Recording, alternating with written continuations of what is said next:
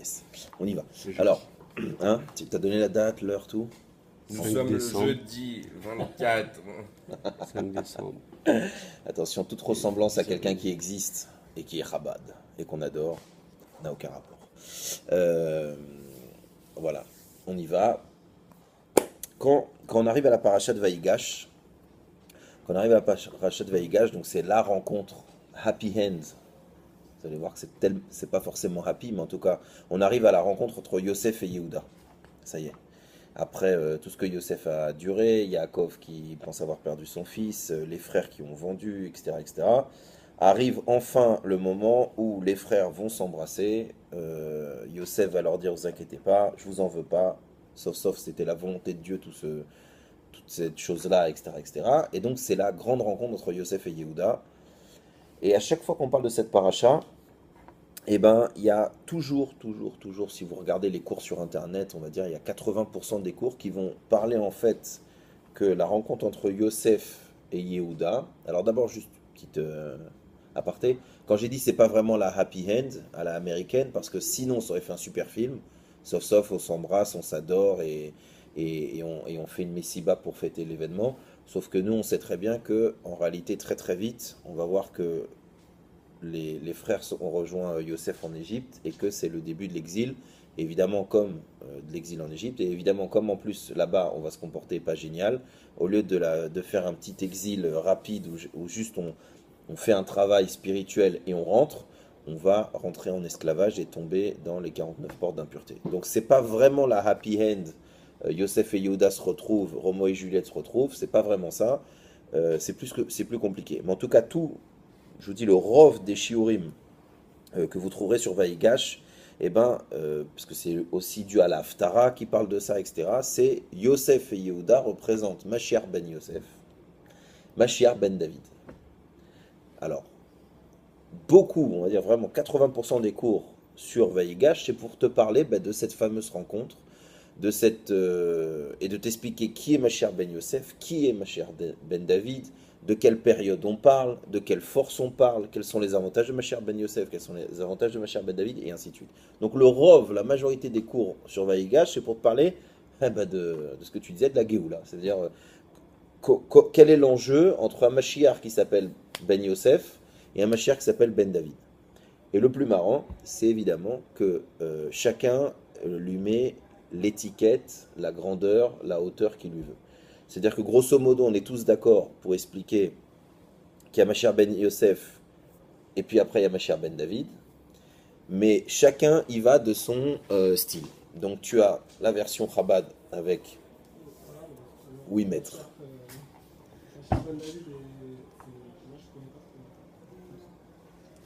Tu as posé la bonne question, c'est qui? C'est qui? Ce n'est pas important. Ça veut dire quoi? Mashiach ben Yosef, c'est une personne. Il y en a qui disent que c'est la même personne, mais à deux périodes différentes. Mashiach ben Yosef, c'est quand il apporte grosso modo, hein, parce que c'est très très compliqué, si tu peux faire 10 ans de shiurim rien que sur ces deux notions. Mais en gros, Mashiach ben Yosef, c'est celui qui prépare le terrain matériel. Mashiach ben David, c'est celui qui donne la malchoute et le côté Torah. C'est des concepts, c'est des personnes, c'est plein de choses. C'est plein de choses. Je te dis, il y en a qui pensent que c'est la même personne. Que tu arrives, tu fais d'abord ton job en tant que Mashiach ben Yosef, après tu arrives et tu dévoiles en tant que Mashiach ben David. Il y en a qui pensent que c'est deux personnes différentes. Il y en a, et ainsi de suite. Il y en a qui disent qu'il y a beaucoup de façons de voir les choses. Mais le plus marrant, c'est que quand tu m'as dit qui c'est, et ben justement, il y a déjà expliqué que la recherche de l'identité du Mashiach, ça ne fait pas avancer le Shmimblik, comme dirait Coluche. D'abord. Ouais, c'est-à-dire qu'il vient de. Un Mashiach qui vient de Yosef, un Mashiach qui vient de David. On sait que le Mashiach qui doit nous sauver, il est descendant direct de David Ameller. D'accord? On sait techniquement, ça, physiquement parlant, il faut que son arbre, il arrive à David Ameller. D'accord? Mashiach ben Yosef, non.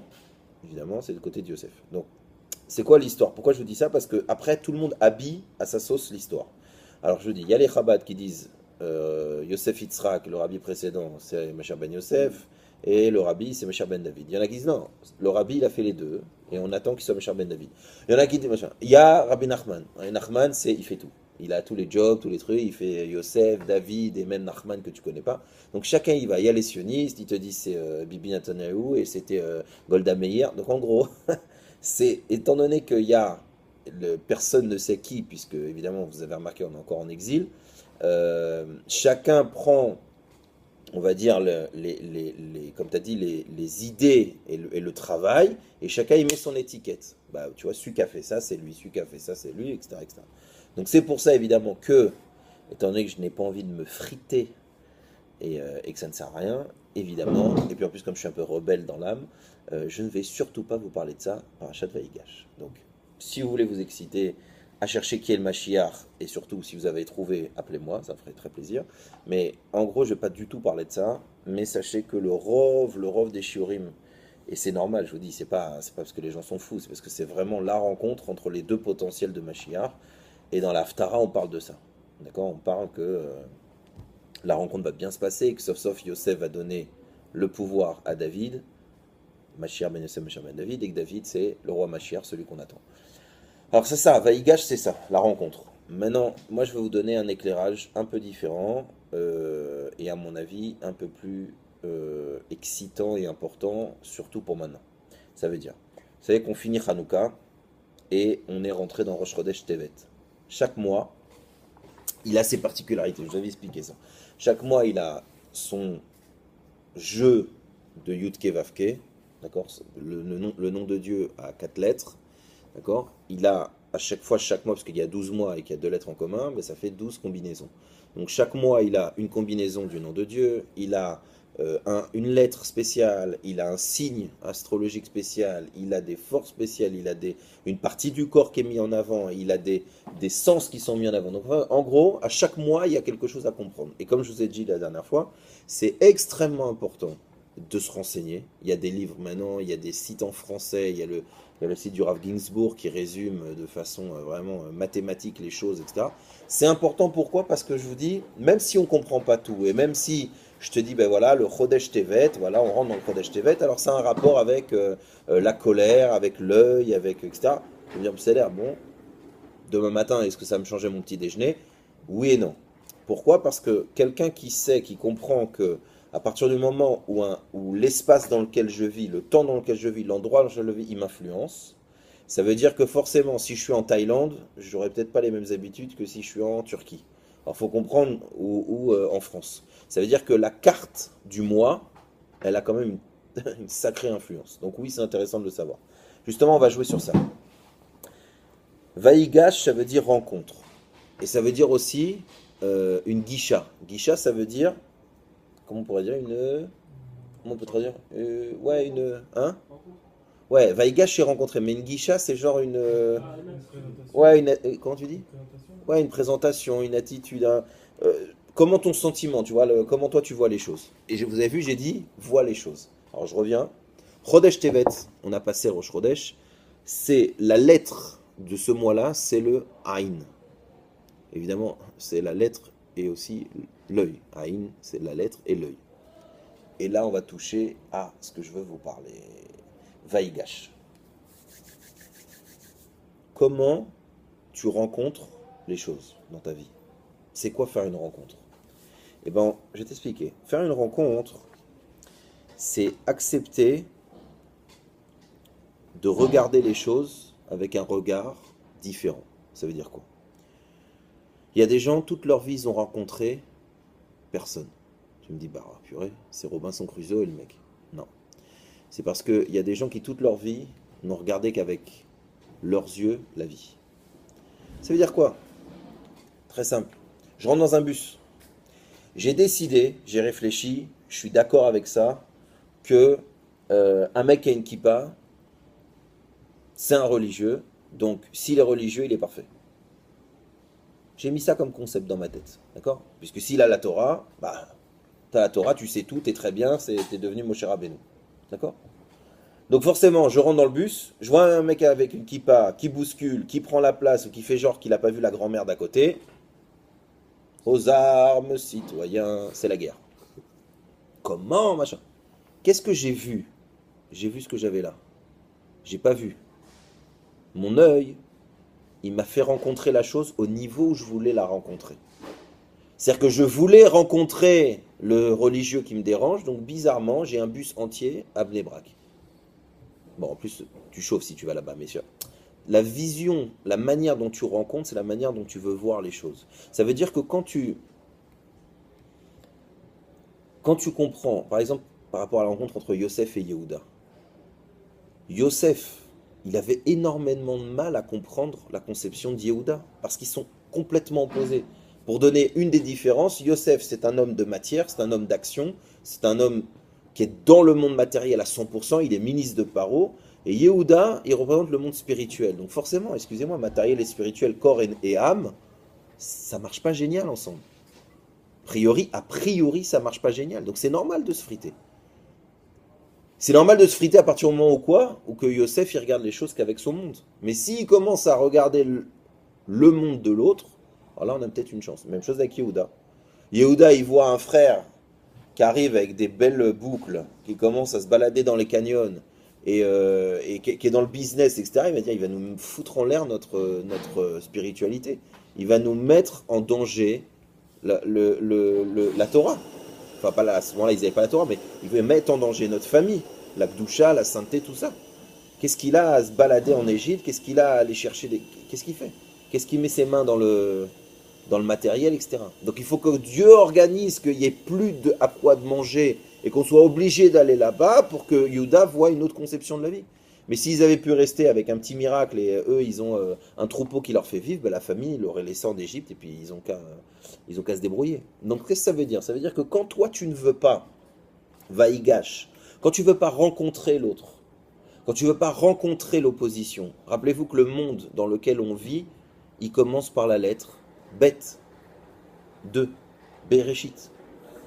Donc à partir du moment où tu refuses la rencontre avec l'autre, où tu la refuses de façon plus fine, parce que tu es, évidemment, comme aujourd'hui, nous on est bassiné de We Are the World, tout le monde s'aime, tout le monde s'adore, etc. Donc tu peux pas dire non, je suis raciste, j'embête les gens. Ça la passe mal, tu comprends? Donc la manière intellectuelle de dire que tu ne supportes pas l'autre, d'accord, et que tu ne veux pas rencontrer l'autre, eh ben c'est de dire j'ai une conception différente. Bah, très bien, qu'est-ce qu'il y a? Ça t'empêche pas de le rencontrer, en réalité. Donc en fait, tu vois bien que ton refus de vaïgash, ton refus de rencontrer l'autre, il t'amène à quoi? Il t'amène à te tromper dans ta vision du monde. Ça veut dire que, je répète, la majorité de la vision du monde qu'on a, c'est la nôtre. Celle-là, elle est intéressante, mais elle est limitée. C'est pour ça que la même épreuve pour quelqu'un X ou Y, ça ne donnera pas du tout les mêmes fruits. Pourquoi? Parce que la vision de sa propre épreuve, la vision de la rencontre avec la personne, elle peut changer du tout au tout. Je peux avoir une fois rencontré un mec de Greenpeace en bas sur une place à Tel Aviv et passer ma vie à sauver les phoques. Je ne vous le conseille pas, mais je vous explique. Ça veut dire quoi? Ça veut dire que je peux avoir une fois rencontré un rave qui m'a dit Assour, méchant, rétro-satanas, et toute ma vie, je ne vais jamais rencontrer le bon Dieu. Pourquoi? Parce que, je ne l'aime pas, donc j'aime plus personne. Ça veut dire que vous comprenez que la manière dont votre œil, la manière dont votre vision de la rencontre, elle va être prise, elle change du tout au tout.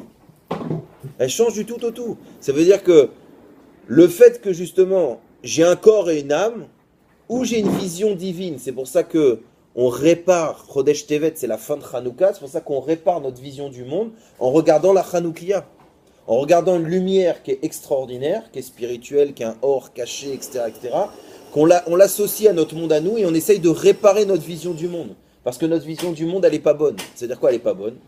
Notre vision du monde, elle subit le fait qu'on ne sait pas regarder sans se juger. Ouais. C'est pour ça... Oh là là là là. Vas-y, viens qu'on te voit un peu. Non, c'est pour ça que Chodesh Tevet, c'est quoi comme tribu? Juger. Dan. Oh là là, les mecs, c'est bouillant. Dan. Non, mais est-ce que vous vous rendez compte de la beauté de la Torah? Sans déconner, pour être Raf, c'est vraiment simple. Non, mais maître, Raf, c'est le métier le plus simple au monde, je crois. Tu prends la Torah, tu l'as dit et tout le monde fait psh, et en plus ils pensent que c'est toi. Non, mais regarde comme c'est beau. Regarde comme c'est beau. Chodesh Tevet. Tribu Dan. Te dit regarde, c'est ton œil qui va juger la situation. Fais attention. Fais attention. C'est pour ça qu'après il y a toute une théorie de dire quel œil tu utilises. Alors il y a un mec qui va me dire écoute-moi Jérémy. Non, écoute-moi Jérémy, moi j'ai un avantage. Je sais pas toi, moi j'en ai deux, donc j'utilise les deux. Ok, tant mieux, hein, c'est bien, parce que ça doit être compliqué de marcher comme ça, tiens, un truc. Donc j'utilise les deux. Et là commence c'est la Torah qui te complique tout, et en fait qui donne la vraie vision. Tu te dis, ah ouais, donc tu utilises tes deux yeux, c'est intéressant. Ok, mais tiens, puisqu'on va... Donne-moi une mitzvah qui est liée aux yeux. Tum, tch, tum, tch, tum. On a parlé de Hanouka, parce que l'Irotam Bilvad. Ouais, il y a un objet qu'on pose aux... Oh, eh non, mais les mecs, vous êtes bouillants. On sent que c'est Hanouka. Donc ouais, les tefilines. Il a expliqué que les tefilines, tu les mets entre les yeux. Le problème, c'est que je n'ai jamais vu, sauf provocation, un juif qui les met là. Pourtant, je suis désolé, messieurs. Il y a écrit entre les yeux, et les yeux, mets-toi le doigt dans l'œil, ils sont là. Donc entre les yeux, c'est là, c'est pas là. Il y a marqué Alors, face aux yeux, ça veut dire. T'as raison. On devait mettre les tefilines, ouais, comme ça même, devant toi, c'est une caméra. Non, mais c'est-à-dire, alors là encore, tu dis, mais qu'est-ce qu'ils ont les juifs? Qu'est-ce qu'elle a la Torah? Elle n'aurait pas pu être plus claire? Ou c'est peut-être les rabbins qui ont encore fait ce qu'ils veulent, ceux-là, on les connaît. La Torah, elle dit ça et ils font ça, hein? C'est peut-être ça. Non. Le problème, c'est que l'œil, le vrai œil, et Baruch Hashem, la science, celles-là qui ont fait plus confiance que la Torah, a voilà, enfin prouvé que donc les yeux sont là, mais ça c'est les écrans, il y a le nerf optique, les deux nerfs optiques qui se croisent ici. Donc en fait, ton œil, la vraie vision, elle est ici. Et c'est pour ça que tes tefilines, tu les mets à l'œil. Alors là, vous allez me dire, oula, t'as dit œil au singulier, mais j'en ai deux. Et oui, c'est ça le problème. Enfin, c'est pas le problème, c'est Baruch Hashem, c'est Dieu qui a décidé. Mais en réalité, t'as deux yeux, on va voir pourquoi. Le Baal Shem Tov, il va nous donner le secret très vite. Mais en gros, on reprend tranquillement. Parashat Vaïgash, toute ma vie, c'est des rencontres. D'accord? Je ne fais que rencontrer, à moins que je sois Robinson Crusoe, mais Tachles, je suis dans un monde où je vais rencontrer, constamment rencontrer. Ma première façon de rencontrer les choses, ben, c'est la vue. Je suis face à quelque chose parce que je le vois, d'accord? Peut-être je l'entends aussi. C'est d'ailleurs, c'est pour ça que je dis, moi je suis pas un super amoureux de la Torah, mais j'aime bien quand même. C'est pour ça que la Hanoukia, la Menorah qu'on a terminé, qu'on est en train de terminer et qui rentre entre le mois de Kislev et Tevet, c'est en réalité notre visage. Parce que comme je l'avais expliqué, les premières branches, les doubles branches, alors ça va faire classe, tiens, hop là, les doubles branches, c'est les oreilles, d'accord, les premières, après les yeux, après le nez et la bouche. Donc c'est vrai qu'on a les oreilles qui captent, les yeux qui captent, le sens des odeurs et la bouche. Donc ça veut dire quoi? Ça veut dire que oui, mes yeux vont me donner des informations sur ma rencontre avec le monde. D'accord? Maintenant, comment je vais l'analyser? Il est là le bug. Comment je vais le juger? Dan, tribu de Dan. Comment je vais le juger? Ça, c'est l'enjeu. Ça, c'est l'enjeu. Ça veut dire, est-ce que quand je suis Yosef et que je croise Yehuda qui est complètement différent, je me dis, bon, ben, s'il est différent, on va le calmer. S'il est différent, c'est qu'il est opposé. Ouais, forcément. Thèse, antithèse. Point. Si moi je dis A et qu'il dit B, ça ne va pas faire AB. Ça va faire A ou B. Il va falloir choisir. Donc là, le din, l'œil, il nous permet, c'est pour ça que je disais que ce qui est très troublant, c'est que quand on continue, quand on ne sait pas ce que je suis en train de vous dire, on peut avoir l'impression d'avoir croisé toute sa vie les mêmes choses. Pourquoi? Parce que toute sa vie, on est resté sur la même façon de voir la chose, la même façon de penser. À partir du moment où j'ai décidé, c'est pour ça que les tzadikim qui arrivent à transformer la vision du monde, la vision des juifs, c'est vraiment des tzadikim, ce qu'on appelle Yesod Olam, c'est-à-dire ceux qui arrivent à nous faire tourner la caméra. Alors aujourd'hui, voilà, c'est la première fois qu'on filme, mais à nous donner enfin un angle de caméra différent. Et c'est ça toute la finesse du travail d'un juif. Ça veut dire que d'un côté, il faut qu'il se renforce dans la Torah. D'un côté, il faut qu'il continue à aimer le juif qui n'est pas dans la Torah. Attends, mais c'est un peu contradictoire tout ça. Non, parce que ça dépend de ce que tu vois à ce moment-là. Quand es face à un juif qui ne fait pas la Torah, et que tu vois, quoi? La neshama juive. Tu dis, c'est un juif mamash, comme Moshe Rabbeinu, du même niveau. Puisque la Torah nous explique ça. Maintenant, quelle Torah nous explique ça? Quelle Torah nous permet de voir les choses bien? La Torah du Sod, la Torah du secret. La Torah qui, ce que tu disais, la Torah qui, quand je te montre quelque chose, je te montre aussi la face que tu ne vois pas. Quand je te montre l'extérieur, je te montre l'intérieur. Donc la Torah du Sod, la Torah du Zohar, la Torah de la Chassidoute, elle est venue nous réparer, elle est venue nous aider à regarder enfin le monde avec des yeux, en tout cas nous préparer à une vision qu'on ne connaît pas, c'est la vision divine. Pourquoi Kadosh Baruch Hu, il a décidé qu'on passe par là ou pas par là? Je ne sais pas. Il y a des fois c'est facile, il y a des fois c'est agréable, il y a des fois ça fait mal. Pourquoi Kadosh Baruch Hu, il a décidé, si je devais faire Torah ou Mitzvot, de me faire naître dans une famille qui déteste même la barbe chez les chats? Qu'est-ce qu'il voulait le bon Dieu? Qu'est-ce qu'il voulait de moi, Ribono Shalom? Qu'est-ce qu'il voulait? Mais moi chez Baba Saleh, tous les journées on chante, etc. Et pourquoi quand je suis né dans la famille de Baba Saleh, tous ses descendants ne sont pas Baba? Bon, il y en a pas mal, Baruch Hashem, mais tous ne sont pas Baba. Pourquoi dans la famille du Rabbi de Lubavitch, il y a des gens pas religieux? Alors voilà. Réponse, t'as raison, tikkun. Ouais, mais attends, moi, il dit, moi, je suis pas en chantier, moi. Pourquoi tu me dis tikkun toute la journée? C'est juste une chose. Sachez Sur la Torah, c'est par l'héritage, non plus. Voilà, Chazak. Il y a la première réponse la plus simple. C'est que la Torah, c'est un libre arbitre.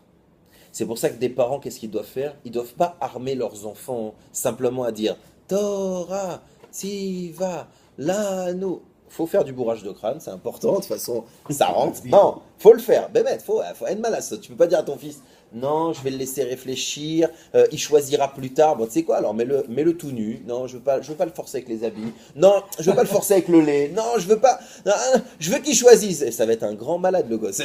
Le mec, à 40 ans, il va falloir savoir s'il veut choisir entre sa main droite et sa main gauche. Tu es obligé d'imposer un minimum.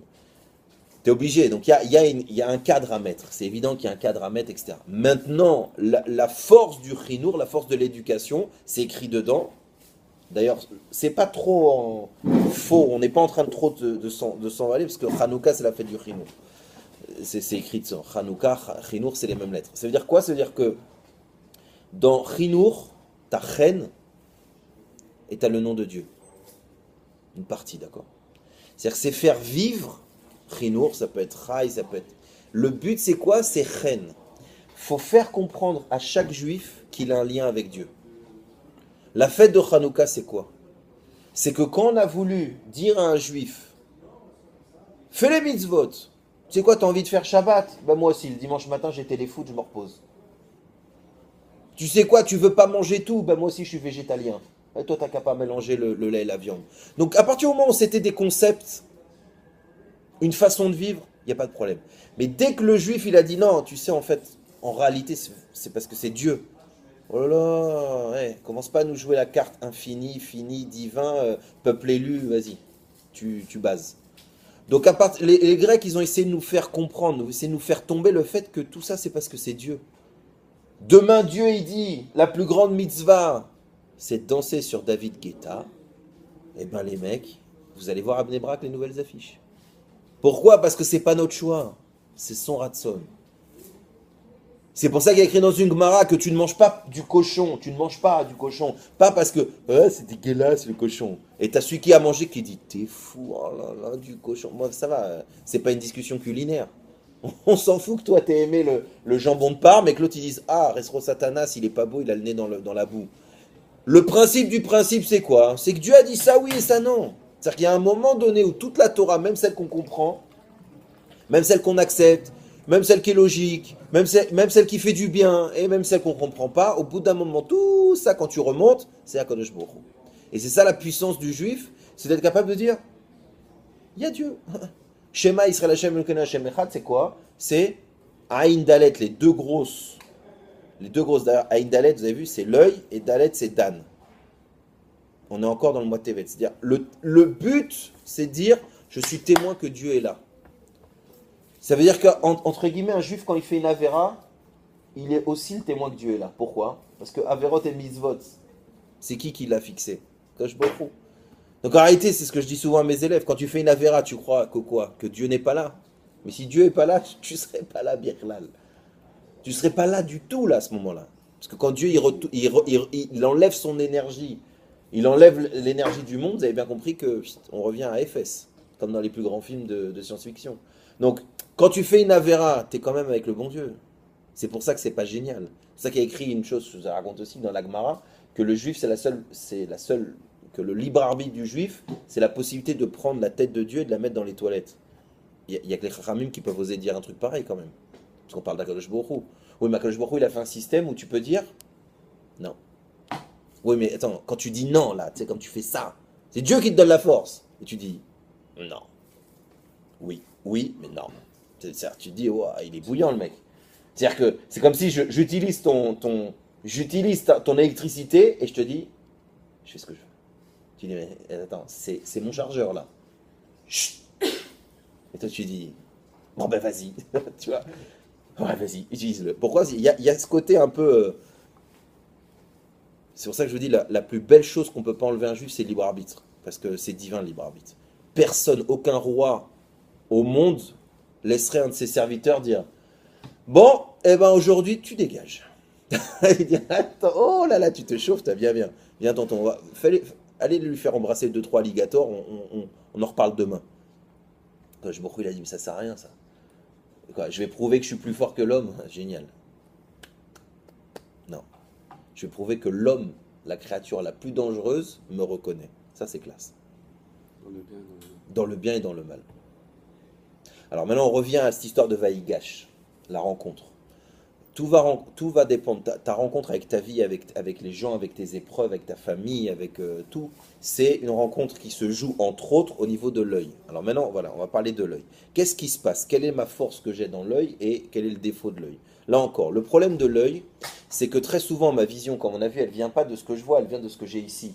Donc comme je te dis, j'ai envie de voir que les religieux sont beaux, magnifiques. Vous connaissez cette histoire extraordinaire, enfin sympathique en tout cas, entre un chassid et un mec qui est contre la chassidoute à l'époque, d'accord? Je dis à l'époque comme si aujourd'hui il n'y en a plus contre. Hein? Avec le sandwich? C'est quoi? Non, c'est pas ça. Non mais ça me donne faim, vas-y. Quel sandwich? Ouais, à quoi?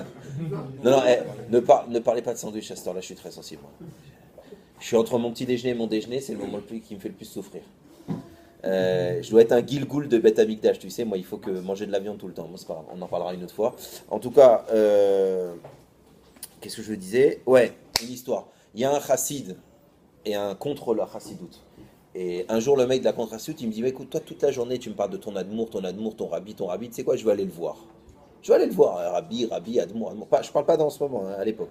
Alors, je vais aller le voir, tiens, ton rabbi, ton chef, hein, je vais aller voir de mes yeux, là, ce qui se passe. Et il dit, bah écoute, ce soir, Tish, Formringen, tu viendras, il y aura l'Admour et on y va. Le mec débarque, alors t'imagines...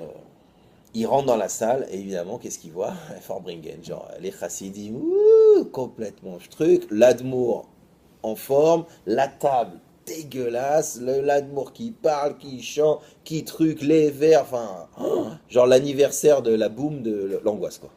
Et l'autre, le chassidi est comme ça, il dit, oh là là là là, oh là là là, mais comment je vais lui expliquer que c'est révrati, que l'Admour...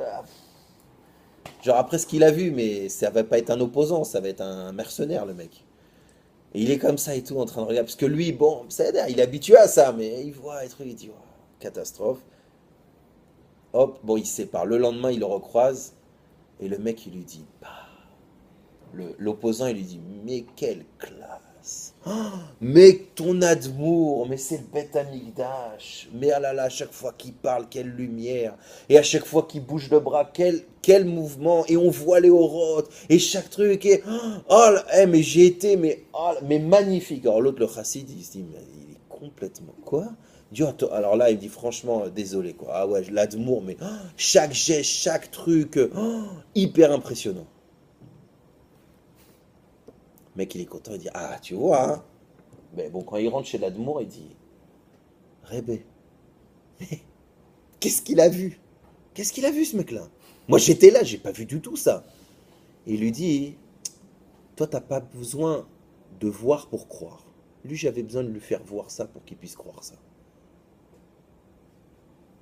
Ça veut dire qu'à un moment donné, il y a un moment donné que ce soit dans ce sens ou dans l'autre, ce que tu as ici, tu vas le voir.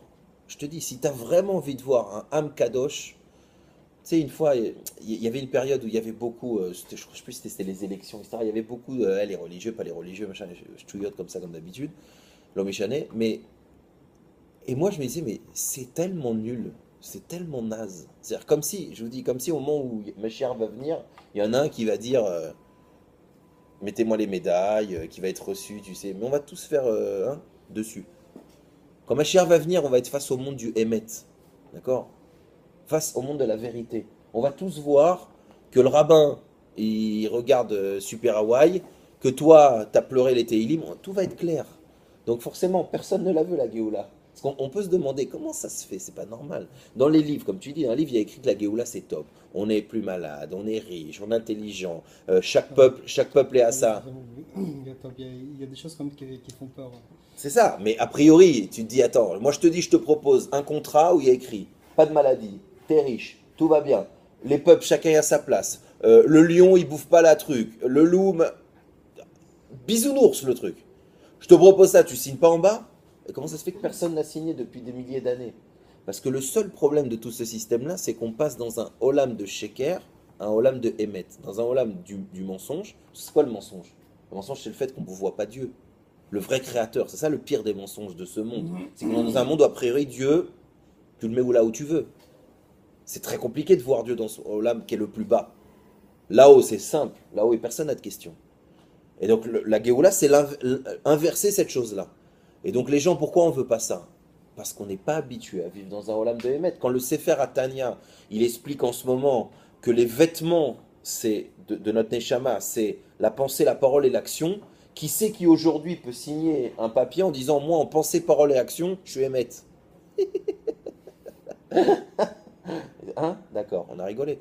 Bon, ça fout les boules. Pourquoi? Parce que même dans le bien, c'est même quand je dis, voilà, je pense bien, demain matin, je suis un warrior, je vais me faire charrit au net, et même en plus, j'ai appelé mon pote en lui disant, on se retrouve là-bas, donc pensée, parole et action, je suis prêt à 10h chez Chabad. Aïe, aïe, aïe, aïe, aïe, à l'atterrissage. Alors c'est pas grave, moi j'adore, je suis Chabad, et de toute façon, vous ne me verrez pas au net. Pourtant, je suis réveillé, mais... Non, en plus, je suis réveillé.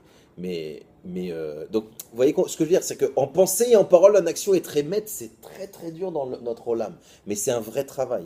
Alors, si on revient à notre problème de vaïgash avec les yeux, le Baal Shem Tov, il nous donne un secret. Il nous dit, mais attends, mais comment je fais pour rencontrer le monde, moi? Pourquoi? Parce que le monde que je rencontre, c'est moi en réalité. Tu sais ce que je fais? En réalité, c'est quelque chose, regardez comme de Dalaël. Regardez l'œil, la puissance de voir le monde. Regardez comment on peut le fermer facilement d'abord avec les paupières et surtout comment quand on se met le doigt dans l'œil. C'est-à-dire que mon doigt qui est tout petit, voilà, prenez là ici, elle fait combien? 60 mètres carrés, 30 mètres carrés cette pièce à peu près. Je peux cacher toute la pièce en mettant mon doigt tout petit devant mon œil. Ça veut dire qu'il y a une partie de moi, une toute petite chose qui peut me cacher tout. Un Yetzer Hara, il peut me cacher le divin. Celui qui à chaque instant me donne la vie, etc., il peut me le cacher. Une épreuve, elle peut me changer ma vie. Pourquoi? Parce que je regarde le point noir sur le mur blanc. Alors le Baal Shem Tov, il nous dit tout de suite, d'abord, premier enseignement, tu sais quoi? Tu as 2 yeux. Mais en réalité, tu n'en as qu'un. Comment ça, j'en ai qu'un? Ouais, ils se rejoignent ici. Ça veut dire que quand tu veux voir le monde, donne la place à une autre vision. Déjà de base. Parce que si ta vision du monde, c'est toi, alors regarde-toi dans un miroir. Alors vis tout seul. Mais Dieu il t'a dit, tu sais quoi, même si tu fais ça, et que tu es un malade mental, et que tu penses que tu es seul au monde, le seul problème, c'est qu'en toi, j'ai mis 2 visions. Un Yetzer Hara et un Yetzer Hatov. Donc de toute façon, tu t'en sortiras pas. Le monde dans lequel tu vis, c'est pas le monde du Aleph, où il n'y a que Dieu, et que tout prend sa place joliment, c'est le monde du Bet, c'est le monde du 2. Donc, ton premier travail dans ta guicha, dans ta façon de rencontrer, c'est de dire, regarde les choses avec ton œil, évidemment, mais laisse la place à un autre œil. Laisse la place à l'autre. Laisse la place à sa vision. C'est quoi la Gemara? C'est un Raham, il dit A, et l'autre, il dit Mais B. Mais ils se fritent pas après. Ils font pas de yeshivot. Enfin si, il y avait Beth Hillel Bel Shammai. Les élèves, ils n'ont pas compris la grandeur. Mais il y a écrit dans les Pirkei Avot. C'est une vraie marloquette. C'est Hillel et Shammai. Pas Beth Hillel, parce que les élèves, ils ont tiré la couette vers eux. Mais les Chachamim, c'est des gens qui sont capables de dire A, B, et dire les deux, c'est Dieu. Attends, mais c'est ou ça ou ça. Dans notre monde, tu as l'impression que tu veux choisir. Donc regardez déjà le premier enseignement. Toutes les rencontres qu'on va faire, la rencontre avec nous-mêmes, la rencontre avec notre vie, la rencontre avec notre passé, la rencontre avec les gens dans la rue, à partir du moment où tu veux vivre une rencontre, et que ça soit une guicha, et que tu ne veux pas en fait tourner en rond et te mordre la queue toute ta vie sur les mêmes problèmes, les mêmes épreuves, on te dit, ton œil, utilise-le, mais un seul. Ah, il y en a deux, eh ben, utilise celui de l'autre. Utilise sa vision à lui. Mida keneged mida, mesure le monde avec les yeux de l'autre. Ça veut dire qu'un juif qui n'est pas dans la Torah, extérieurement parlant, et qui prend 3 minutes pour mettre les tefilines, à ce moment-là, il est Nikrat Sadik. Il fait le Ratzon Hashem. Si tu n'as pas cet œil pour le voir, comment tu veux qu'il l'ait lui-même pour ça? Le Baal Shem Tov, il vient donner des secrets qui dérangent. Une vie entière, un juif sur terre, pour faire une seule action, si ça se trouve. Toi, tu le sais, tu n'as pas la vision comment Dieu il organise son monde. Donc c'est pour ça que là, le jugement de ce que tu vas vivre, le jugement d'une personne, Chas v'Shalom, tout ça, ça doit passer par la prudence des yeux. C'est pour ça que dans le schéma Israël, on te dit, tu sais, fais attention à ce que tu regardes, parce que souvent, ça vient de ton cœur. C'est-à-dire que comme tu vas regarder tordu, tu vois que des tordus. Comme toi, tu es un menteur, tu vois que du mensonge, et ainsi de suite. Donc on te dit, voilà, premier enseignement, quand tu vas rencontrer le monde, tu vas rencontrer des gens, fais en sorte que toi, tu aies un œil, et que le deuxième œil, puisque c'est comme ça que Dieu a créé les choses, ça soit celui de l'autre. Essaye de voir les choses avec ses lunettes à lui. Un enfant qui hurle quand la vague revient, eh ben, t'es pas obligé d'aller lui mettre une tarte. En disant, mais t'es bête, hein. Lui, pour lui, c'est un ouragan. Et pour toi, c'est un lave-pied. Oui, mais regarde les choses avec son œil à lui, pour l'instant. Et garde le tien, pour pouvoir lui dire, n'aie pas peur, il soulevait un peu de 2 mètres et qu'il s'habitue à ça. Donc tu vois que c'est un double truc. Mais si tu voyais qu'avec ton truc, tu me dis, mais qu'est-ce que... Alors le mec, quand il arrive, avec son Sefer Tehillim, écrit en phonétique, tu le fais... Allez, Jojo Rabbi Akiva, 40 ans en retard. Tu comprends? Donc c'est très important. Maintenant, regardez la force. Le Baal Shem Tov, il sait comment on est. Il sait qu'on a énormément de mal. C'est pas pour rien que tout le principe de la fin des temps, c'est lié à notre Ardoutre, à Ahavat Israël. Les Chachamim, le Harizal, le Rabbi Shimon, tous, ça tourne autour de cette Ardoute que le dévoilement de Dieu va donner non seulement pour le Ham Israël dans son ensemble, mais aussi au sein des autres peuples. Donc, il y a un inyan d'Ardoute, d'Ahava, de compréhension que rien n'est pour rien. D'accord? Maintenant, c'est pour ça que David Ameller, c'est celui qui a eu toutes les questions de mais à quoi ça sert une araignée, à quoi ça sert ci, etc. Parce que, justement, David, le roi, c'est celui qui donne l'importance à chacun de ses sujets. Un roi, c'est pas un dictateur qui dit je suis le roi des noirs et je suis contre les blancs. C'est pas une partie d'échec. Un roi, c'est une royauté sur tout. Dieu, il est Dieu sur tout. Y compris sur ceux qui lui disent d'accord? Donc c'est ça la vraie royauté chez nous. Alors maintenant, qu'est-ce qui se passe? Le Baal Shem Tov, il savait que faire la place à l'autre, donner la place à l'autre, etc., c'est sympa pour les chansons de Michael Jackson, We Are the World, We Are the Children, mais après, vas-y, va rentrer dans sa vie-là, tu vas voir le coup de shoot que tu vas te prendre. D'accord, on a compris, on la connaît. Donc c'est quoi le problème? C'est que il savait à Kadosh Baruch Hu qu'en ayant créé un homme qui est tellement capable d'être seul, entre guillemets, tu vois, d'être le maître du monde, en lui donnant le libre arbitre, ça allait être compliqué, s'il n'est pas intelligent, de faire la place à l'autre. La manière, c'est comme dans un couple, l'homme et la femme sont très, a priori, en contradiction, mais si je fais rentrer Dieu, alors il y a une chance que ce troisième élément qui donne de la distance, qui donne de la hauteur, fait en sorte qu'on se regarde. Donc maintenant, je reviens à l'histoire, le Baal Shem Tov, il savait, la Chassidoute, le Zohar, il savait qu'on aurait du mal à regarder, à donner la place à un autre œil. On va avoir du mal à faire ce travail. Pourquoi? Parce que si maintenant, c'est comme, excusez-moi, quand tu lis des livres de tzadikim qui parlent de Géoula, tu te dis, voilà, c'est simple. C'est où le mec, il n'a vécu que à Géoula, le quartier, ou que, tu vois, par exemple, quand tu entends l'Arabie qui te dit, oui, les Juifs, ils ont fait tchouva, tout est prêt et tout, tu te dis, mais il n'est pas sorti de New York. Attends, il n'est pas allé à Brooklyn, il n'a pas vu le Spider-Man avec la blonde sur le gratte-ciel à 400 mètres de chez lui. De quoi il me parle? De quoi il me parle? Le problème, c'est que son œil à lui, il est connecté à Sola Mazé et en même temps aussi à tout ce qui est déjà en train d'approcher notre monde. Donc lui, il a cette force, le tzaddik, il a cette force, c'est pour ça qu'ils sont appelés les yeux aussi. Les tzaddikim sont appelés les yeux du Ham Israël. Parce que des fois, il t'apporte une vision que tu n'as pas. C'est pour ça qu'on a des questions, des fois, au tzaddik. C'est pour ça que vous pouvez me poser des questions. Non, ça c'est parce que c'est filmé, on se faire plaisir. Donc, je reçois après le coup. Non, donc ça veut dire quoi? Ça veut dire que l'œil c'est important. L'œil c'est important. Alors, le Baal Shem Tov, il savait qu'on allait se coincer. Il savait qu'Eilou utilisait l'œil de l'autre et tout. Bon, ça racole. Je mets mes œillères comme un truc et je cours. D'accord? Alors qu'est-ce qu'il a fait? Il a dit non, regarde. Alors tu sais quoi? T'occupes pas des autres. En fait, tu vas t'en occuper, mais ok. Viens, on parle de toi déjà. T'as 2 yeux? Oui, monsieur. Comment tu les utilises? Je sais pas, ensemble. Allez, regarde, on va faire un truc très simple. Tes 2 yeux, t'en as un à droite, très bien. T'en as un à gauche, super. L'œil de droite, c'est l'œil du bien, l'œil du chesed, celui qui voit les choses, Baïn Tova. Tov. D'ailleurs, Tevet, c'est Tov aussi. D'accord? Ok. Baïn Tova. Et t'en as un autre, c'est l'œil de Dan, l'œil du digne, l'œil de la rigueur. D'accord? Alors, le Baal Shem Tov, il dit, tu sais quoi? Tu veux ne pas faire de ch'touillotte dans ta vie? Alors je vais te dire comment tu vas utiliser tes yeux. Ton œil de droite, c'est quand tu regardes l'extérieur, quand tu regardes les autres. Tu essayes de chercher le tov, tu essayes de chercher le par Hashemen qu'il y a chez l'autre. Tu essayes de regarder la lumière qu'il y a chez l'autre, tu essayes de regarder le tov qu'il y a chez l'autre, tu essayes de regarder le bien, le point commun, la nekuda de bien. Et hop, et ton œil de digne qui supporte personne et rien, tu te le retournes sur toi. Tu te regardes à toi dans tes défauts, dans ta petitesse, dans les 50 fois où tu as dit que tu allais faire un régime et que tu fais toujours 120 kilos. Voilà. Donc le Baal Shem Tov, il te dit voilà comment tu vas faire.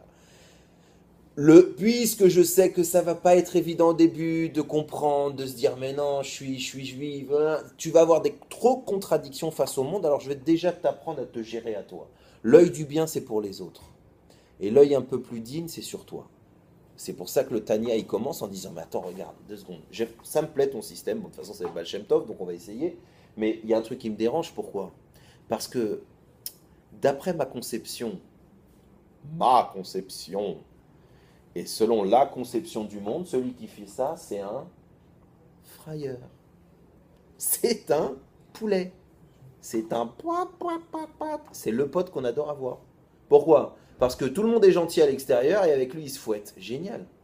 Mais génial, c'est le mec que tu as envie de rencontrer dans ta vie, quoi. Forcément. C'est le pigeon par excellence. C'est pour ça que le Baal Shem Tov, il dit non, non, non. Et il y a un deuxième problème. Ça, c'est le premier problème. Parce que si tu essayes toujours de voir le bien chez les autres, il n'y a que chez toi que tu travailles, tu pourrais dire, mais tu sais quoi, les gens, vas-y, ils vont me profiter, tu vois. Quand même, ils disent, t'as du temps, hein? Bah oui. Vous avez compris. Ça, c'est le premier problème. Deuxième problème, on va répondre. Mais deuxième problème, c'est quoi? C'est que si moi, je me regarde avec un œil de rigueur, surtout dans notre génération, au bout d'un moment, où je vais me suicider, où je vais être triste, j'y arrive pas, j'ai pas réussi, c'est pas pour moi, machin. Alors comment je fais? Comment je fais? Alors comme ça. La réponse à la première chose. Si tu es persuadé, regardez comment tout s'emboîte parfaitement. Si tu es persuadé, parce que tu as dit je vais être un frayeur, si je regarde tous les gens avec un regard bien et que c'est avec moi que j'essaye d'être rigoureux, tout le monde va profiter de ma gentillesse et moi je vais continuer à penser que c'est toujours de ma faute. C'est Jacob. Alors voilà. Alors c'est quoi? La force c'est quoi? C'est que d'abord, le Baal Shem Tov il connaît un secret, c'est qu'on s'adore. Ça veut dire qu'il sait que la maladie la plus répandue chez le juif, c'est le strabisme, c'est loucher. C'est-à-dire que nous, on fait l'inverse. Donc pour contrer le fait que la nature humaine, c'est l'inverse, il te dit, fais l'inverse. Tu vois, c'est-à-dire quand tu sais qu'un mec, c'est un grand avare, tu lui dis, donne 1 million. Parce que tu sais que s'il te lâche 10 shekels, il gagne au Basman. C'est ce que le Messilat Yesharim t'explique, que quand il y a une Mida qui est complètement à l'extrême gauche, va à l'extrême droite parce que tu vas viser le milieu, tu vas viser Yaakov, tu vas viser l'équilibre. Donc comme la nature humaine, elle est que tu louches toute la journée, ça veut dire que pour toi, oh que tu es gentil, mais non, tu t'es pas énervé, mais tu as eu raison de l'envoyer paître, mais il y a des fois, il faut être dur, Jérémy, mais t'étais pas en retard, t'étais occupé, ça n'a rien à voir, et ainsi de suite. Donc comme la nature humaine, c'est de s'adorer à soi, se trouver toujours les meilleures excuses. Par contre, l'autre, quand il a un épi de cheveux, mais tu peux lui faire une matinée d'enfer au mec en lui disant, hé, Spirou, Tintin, machin, tu vas pas le lâcher, d'accord? Donc comme notre nature, c'est d'être comme ça, Baal Shem Tov, il a dit, regarde, je sais très bien comment l'homme est fait, c'est ce que les anges disaient, il dit, mais l'homme, mais c'est une catastrophe. L'homme, c'est du mal absolu. Il dit, non, c'est dans le monde dans lequel il est lié au mal, il est lié à la possibilité de fauter. Donc forcément, il a cette chose-là. Mais bon, revenons au truc. Donc comme le Baal Shem Tov, il savait, parce que tu aurais pu dire, mais c'est pour ça que le Tanya aussi au début, je vous ai dit, il dit, il faut tu fais une promesse que tu vas être un tzaddik et pas un rachat, et même quand tu seras un tzaddik, sois à tes yeux comme un rachat. Et tout de suite, le Tanya, il dit, mais regarde, un mec qui toute la journée, ça fait un peu, tu vois, ça fait un peu chrétien le truc, tu vois, toute la journée, non, je suis méchant, je suis pas gentil, et tout. C'est pas ça qu'on t'a dit. Mais on te dit, tu pourrais dire, mais attends, mais si moi je me vois comme un rachat, comment tu veux que je sois sa mère? Comment tu veux que je sois heureux? Comment tu veux... Ah, il dit non. Un rachat, c'est quoi? Se regarder avec un œil de Gvoura, c'est pas se rendre triste, c'est pas s'affaiblir.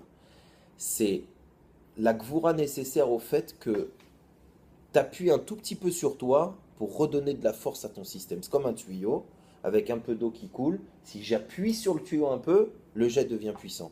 Donc c'est une Gvoura qui me permet de ne pas m'endormir en réalité. C'est ça qu'on te demande. Comme tu vas avoir tendance à te dire, une fois que tu as fait Shacharit, j'ai vu Dieu. Alors on dit, non, va Mincha, prends disque du Dieu. Détends-toi. Comme on sait que tu as vite tendance à te... Pourquoi? Parce que le monde, il est contraire. Et le monde, il te pousse dans le... Pas dans ça. Donc, étant donné que la nature de ce monde, elle est de se casser la tronche, elle est de possibilité de fauter, tu fautes pas là-haut. Il n'y a pas de faute là-haut. Donc, comme c'est ici que tu peux te rater, on te dit, et de la rigueur pour que tu aies toujours l'élan de dire, regarde, je suis pas encore un tzaddik, je suis pas encore machin, d'accord? Maintenant, pourquoi on la pousse, comme je vous ai dit, à carrément que tu te vois comme un rachat? Parce que, vous avez compris, on s'adore. On s'adore. On s'adore, c'est un vrai problème, on s'adore. Alors c'est normal, on est fils du Dieu, on a plein de qualités, c'est bien de s'aimer. Je veux dire, mais on s'adore au point de se cacher ses défauts. C'est pour ça que la plus grande, la beauté du mariage, et c'est pour ça qu'il y a beaucoup de gens qui ne veulent pas se marier ou qui décident de quand se marier. Vous savez, alors, ok, alors à 22, j'achète la voiture, à 23, je mets l'aileron, à 25, j'achète l'appart, à 26, je repeins la mirpessette, et à 27 et demi, je me marie. 27 3 quarts, je ne suis pas encore sûr. Ah, tu lui dis, tu vois, c'est une vision du monde que j'adore. Tu sais pourquoi? Parce que tu as enlevé un œil, c'est l'œil de Dieu. Il est où lui? Il est où le Dieu dans cette histoire? Ah, mais écoute, Jérémy, tu comprends pas, pour se marier, il faut un minimum. D'accord, c'est pour ça qu'il y en a qui divorcent avec tout. Arrête, regarde là. Ok, je t'ai pas dit de faire le cake, je t'ai pas dit de te marier en disant Ismar Tani, mais après on verra où tu vas habiter. Je t'ai pas dit d'être fou, t'es dans le Olamazé, il faut faire un minimum de calcul logique, mais n'est pas que ce regard étriqué de penser que tu gères ta vie. Le problème, c'est que pourquoi tu fais ce calcul-là? Très simple. Parce qu'en réalité, tu sais très bien que le mariage, c'est quoi? C'est la confrontation avec un autre œil. Alors, ou tu essayes de choisir une femme qui est ton meilleur pote avec des cheveux longs, ou tu essayes de te choisir, et au départ, tu as l'impression que tu te maries avec toi, et après, tu découvres que c'est Frankenstein, elle s'est transformée en quelque chose que tu ne connaissais pas. Mais en gros, tu vas être dans la mouise. Pourquoi? Parce que c'est pas ça le but. Le but du mariage, c'est justement un homme et une femme contraires. Pas contraire dans le sens, lui, il est comme ci, il est comme ça. Le but, c'est pas de... Mais complémentaire, la chazak. C'est-à-dire qui a un travail à faire. Donc là encore, quelqu'un qui dans sa vie ne veut jamais rencontrer l'autre, tu m'étonnes qu'il a soi-disant prévu à 26 et demi de se marier. C'est pas ça, c'est qu'il veut continuer à être tout seul, détente. Pouvoir s'embrasser, se dire c'est pas grave, laisser le carton de pizza et dire c'est une déco. Il a besoin de ça. Non, chacun à son niveau, mais le but c'est de ne pas rencontrer. Alors qu'un juif c'est quelqu'un qui au contraire, le tzaddik, il est en contact avec le monde, il veut être avec le monde, il veut être en contact avec le rachat, parce que pour lui c'est une connexion comme une autre. voire encore plus grande, parce que plus la connexion, elle est, on va dire, a priori opposée, plus ça se trouve, il y a une... C'est dans le monde le plus obscur qu'on a trouvé le parchemen. C'est au moment de la destruction la plus grande qu'on a trouvé le miracle. Donc, des fois, plus il y a des extrêmes, et plus ça peut être grand. Donc, je finis là-dessus. Le Baal Shem Tov, il te dit d'abord, étant donné que tu t'aimes trop, alors ne fais pas cette erreur-là, please. Utilise l'œil droit pour aimer les autres, regarder le monde extérieur, Be'ain Tova, etc. Pourquoi? Parce que on sait très bien. Et après, la deuxième question, c'était comment tu vas être triste? Non. Tu sais que, c'est quoi Aïn? Regardez la puissance. Le mois de Tevet, auquel on est rentré, un des rouges, un des sens, c'est Kaas, la colère. Kaas, la colère. Pourquoi on est en colère? Et je peux vous dire, j'y connais. C'est un gros nerveux. Ça fait 7 ans que je tape tout le monde. Non, c'est la colère, c'est quelque chose de terrible. Mais pourquoi? C'est écrit dedans. Casse l'œil. Le kissouille de l'œil. Quel œil on cache quand on se met en colère? Alors, d'après le Baal Shem Tov, on cache l'œil du bien. Qui a appelé Tov? Tov, c'est or. Qui est or? La Torah. Qui a de la Torah? Dieu. C'est-à-dire qu'à un moment donné, où quand un homme, il cache Dieu, il cache son potentiel de voir les choses bien, il est en colère. Qu'est-ce qui fait qu'on peut faire ça? Première réponse, l'orgueil. C'est pour ça que le Baal Shem Tov, il nous a dit, tu sais quoi? Vois tout le monde gentil et sois dur avec toi. Après, oui, c'est pas très logique, oui, mais il sait que on peut se mettre en colère parce que notre œil, j'ai vu, je te dis que, peut nous faire complètement exploser au point de cacher le divin. Cacher Dieu, Chas v'Shalom. Dire je fais ce que je veux. Donc c'est pour ça que ce mois-là, hein, et je finis là-dessus, il nous donne un enseignement avec Vaïgash, Zot Hanouka, c'est la dernière bougie, et en même temps le mois de Tevet. On est dans un monde où notre force, notre libre arbitre, c'est de faire en sorte que notre regard sur ce monde-là, il révèle Dieu. Il révèle le bien. Il réveille. Alors c'est pour ça que le Baal Tshuva, celui qui a fait des avérots, celui qui a touché à l'obscurité, il peut encore avoir un accès à Dieu. Pourquoi?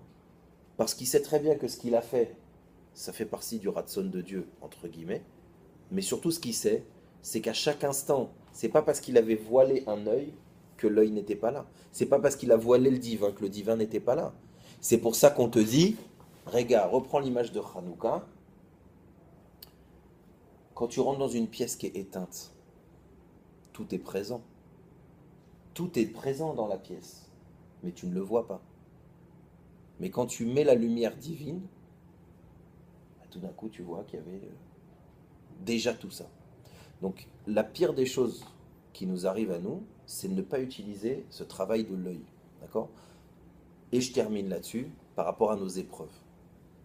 J'adore cette histoire, je vous l'ai racontée, je vous la raconterai des milliers de fois, parce qu'elle est très significative. Pourquoi je te dis qu'il faut regarder avec l'œil de l'autre, l'œil de la Torah, etc. Parce que c'est ce qui va t'aider à ne pas te tomber dans l'orgueil. Le kaas, la colère, ça vient de l'orgueil. Parce que si tu sais que Dieu dirige le monde, pourquoi tu es en colère? C'est ce que tu dois rencontrer. Pourquoi tu es fâché? Alors à la rigueur, transforme cette colère comme une révolte. Pour dire, il y a de l'obscurité, alors moi je vais faire une mitzvah.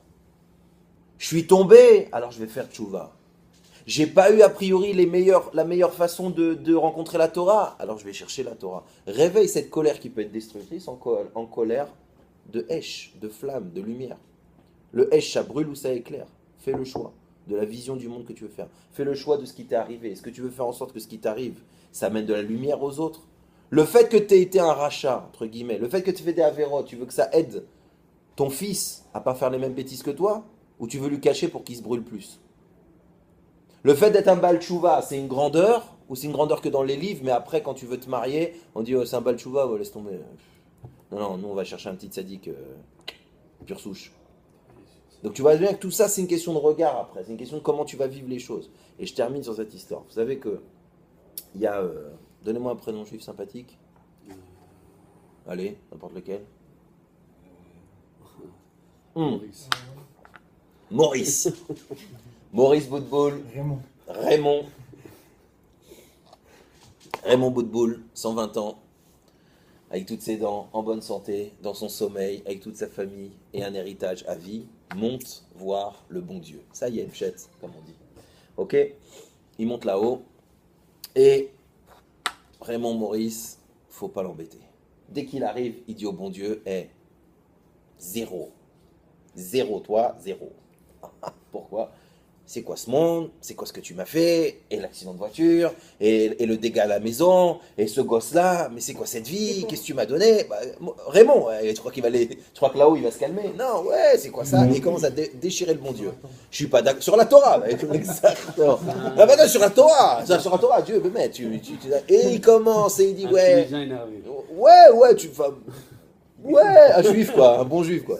Et alors le mec, il commence, ouais, c'est pas normal, et tu trucs, et comment tu m'as abandonné, et c'est quoi ces trucs, et et on ne voit pas, et les tefilines, et c'est fatigant. Ok, bon, il arrive, rencontre avec Dieu, normal. Papa, Kadosh Baruch Hu, il dit, bon fils, et on va se balader ensemble, on reparle de tout gentiment. Alors qu'est-ce qu'ils font? Ils marchent sur une plage, il y a du sable, et il y a l'eau. L'eau sert d'écran. Sur l'eau, il y a la vie de Maurice. Et Maurice, il s'énerve. Et ils marchent ensemble. Et Maurice, il voit qu'il y a 2 traces de pas. Une à droite, une à gauche. Ça marche, ensemble. Et Maurice, il dit, c'est quoi ça, hein? Et il dit, ça c'est tes pas, et ça c'est les miens. Bon, ok, bon, voilà, on continue. Et la vie commence. Et arrivent les moments où Maurice a sa vision des choses. Dieu... FS, d'accord? Et arrive ce truc. Il dit, regarde là, regarde pourquoi t'as fait ça, pourquoi il m'est arrivé ça, et il charge et tout. Et alors là, attention, tout d'un coup, Maurice, en train d'engueuler le bon Dieu, d'accord, lui dire pourquoi ça, et pourquoi on a vu ça, et pourquoi j'ai dû faire ça, ok? La non-acceptation de la vision divine, la non-acceptation de l'autre, d'accord? Pourquoi il m'a dit ça, pourquoi lui il m'a volé, c'est-à-dire. Et tout d'un coup, scandale au Gan Eden, Maurice, il regarde par terre, et qu'est-ce qu'il voit? Une trace de pas. Alors là, révolution. Tu vois, j'avais raison, regarde, t'es pas là. Tu vois comment tu m'as abandonné, c'est ce que je t'avais dit, t'es pas là, tu te moques de nous, tu nous mets dans un monde pourri, c'est de ta faute, machin, etc. Tu vois, je suis tout seul. Et là, Dieu, il peut plus. Il explose de rire. Et il l'entoure, il l'embrasse, il lui dit, mais Momo, mais ces traces de pas, c'est les miennes. Alors Maurice, il dit, hein? C'est toi qui étais pas là. Et moi? Alors, et moi où je suis? Il dit, toi, Momo, à ce moment-là, hein, t'es sur les épaules de papa. Cassé. Ça veut dire que Béhémet, la puissance de la vaïgash, la puissance de la rencontre d'un juif dans ce monde, c'est d'accepter de marcher avec Dieu. De voir le monde avec un œil divin, avec un œil de Hanouka. De voir un juif, de voir toute chose avec un œil autre. Un œil que Bezrat Hashem, quand la Géoula va venir, ça sera clair, ça sera brillant. Mais pour l'instant, c'est ça l'enjeu. C'est ça ta grandeur à toi. D'être capable de vaïgash avec un autre œil. Si tu fais pas ça, hein, alors tu es sur les épaules du bon Dieu, mais tu lui sers à rien. Kosh Baruch Hu, il porte des mondes et des mondes et des mondes. Ce qu'il veut, c'est que tu marches à côté de lui. Que tu fasses un minimum de travail. Et pour marcher, il faut ouvrir les yeux. C'est très compliqué de marcher sans regarder. Donc Bezrat Hashem, je nous souhaite d'avoir un regard tov sur tout, et que de la même manière que nous, on regardera ce monde, Be'ayin Tova, Kosh Baruch Hu, il nous fera la plus grande Tova, c'est de nous libérer. Amen. Amen.